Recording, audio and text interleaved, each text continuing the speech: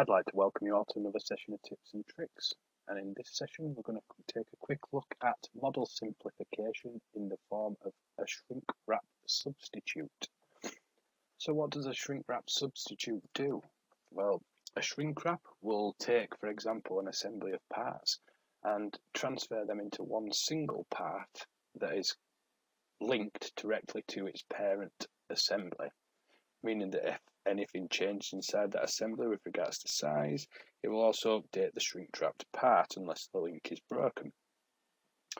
However, today we're going to have a look at a shrink-wrap substitute. And what a shrink-wrap substitute allows you to do is create a level of detail representation and assign a shrink-wrapped part to that level of detail.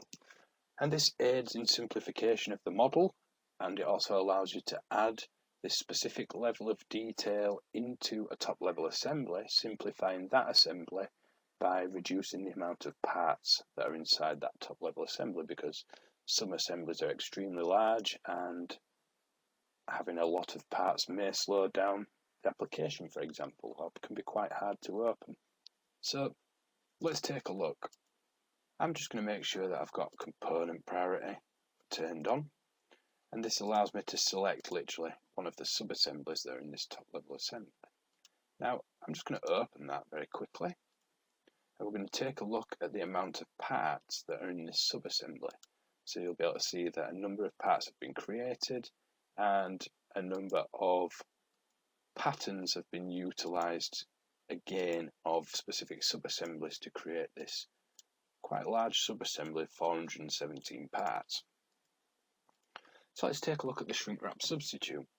So I'm just going to very quickly expand the level of details, and you'll notice that you've got your default levels of details inside that folder. So let's go through the workflow. So I'm going to select the shrink-wrap substitute option from the simplification panel on the Assemble tab. The assembly must be saved first, so let's give that a quick save. So I'm going to select shrink-wrap substitute, and you'll notice now that we have this dialog box that gives us some options. Now I could create a shrink-wrap of a specific level of detail, but I'm just going to keep these as master because I want to make the shrink-wrap substitute of this sub-assembly within inside the realms of the sub-assembly's level of detail. What other options do we have? I can remove parts by size, should I want to. I can also include or exclude specific parts that I don't want to be in my shrink-wrap. I'm just going to leave this as default for now and move on to the Features tab. Inside Features, I can remove holes, I can remove pockets, fillets and chamfers. Again, I'm just going to keep these. And finally, the Create tab, which allows me to then make a name for this specific part file that's going to be created in the background and assigned to our level of detail. I also have the option to pick a specific template, whether it's standard or one of the more advanced templates. I also have the bomb structure. I'm just going to keep this as normal for now. I might want to select a style, in which case I'm going to keep this default because I want to keep the solids and be able to see the different solids once it's been transferred into my shrink-wrap substitute part. You'll notice for the other settings we have an option to break the link, but I want mine to be linked to its parent model because if any changes are made, there will be adhered to as well in the shrink-wrap substitute. So when I'm happy with this, I'm going to select OK. Now this may take a while to process because there were quite a few parts inside that sub-assembly. So let it process now. You'll notice that it'll generate the part, which is done. And it'll then use that part and bring it back to the assembly and create the level of detail. Okay. So you'll now notice that inside our level of detail drop down, we have the substitute level of detail.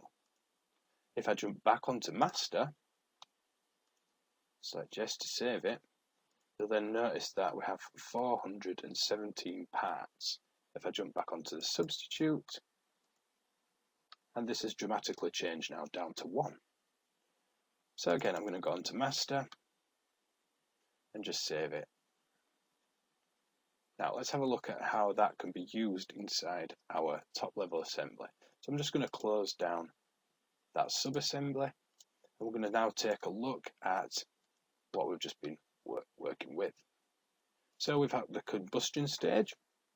You'll notice now this top level assembly has 860 parts. Now that's quite a lot of parts. So I'm just going to expand the combustion stage, and you'll notice then that I have access to the representations folder when I have selected modelling inside my assembly. If I jump back to assembly, for example, you can see all of the specific components there and all the relationships between them components. And if I jump onto the modelling, it then takes us back into the modelling view for each of these sub-assemblies and gives me access to the representations folder. So I'm just going to expand that, and I'm then going to select and activate the substitute level of detail. And I just want you to focus your attention on the amount of parts that are inside the assembly. So let me activate it. You'll notice now the parts have halved. So we have 444 parts inside this top level assembly because I'm using this substitute level of detail for one of the specific components that isn't necessarily going to move inside my top level. Again, if I jump back to master and activate it, we can then see that we've got the full 860 parts, as you would expect from that specific top level assembly.